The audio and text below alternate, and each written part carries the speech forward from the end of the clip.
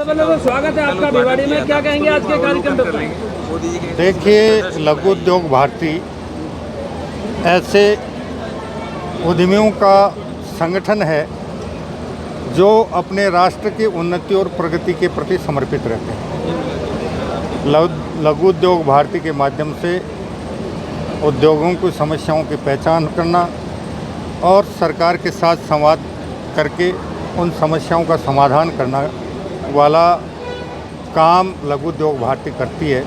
और लघु उद्योग भारती के सदस्य वही बन पाते हैं जो अपने राष्ट्र के प्रति समर्पित भाव से काम करने की दृढ़ इच्छा रखते हैं।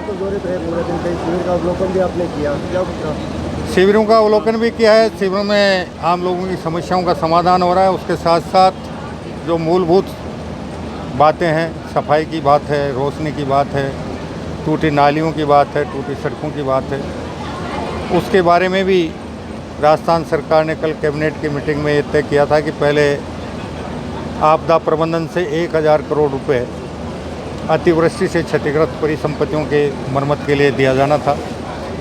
कल मंत्रिमंडल की मीटिंग में उसे बढ़ाकर 1600 करोड़ रुपए किया गया है और आपदा मंत्री जी को अधिकृत किया गया है कि जैसे ही प्रस्ताव आए 3 दिन में उसकी समीक्षा करवाकर जो योग्य प्रस्ताव पाए जाते हैं उनकी तत्काल वित्तीय स्वीकृति जारी कर राशि जारी हो, ताकि दीपावली से पहले उस राशि का सदुपयोग करके और अतिवृष्टि से क्षतिग्रस्त परिसंपत्तियों का प्रदेश में चुनाव होने नगर परिषद के पंचायतों को, उसकी क्या प्लानिंग है सरकार की? कब तक? देखो, नगर निकायों के चुनाव में सरकार के स्तर पर और मेरे विभाग के स्तर पर जो काम होना था वो पूरा हो चुका है।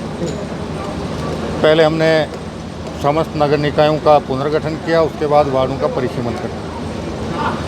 अब काम बच गया अन्य पिछड़ा वर्ग आयोग का और राज्य निर्वाचन आयोग।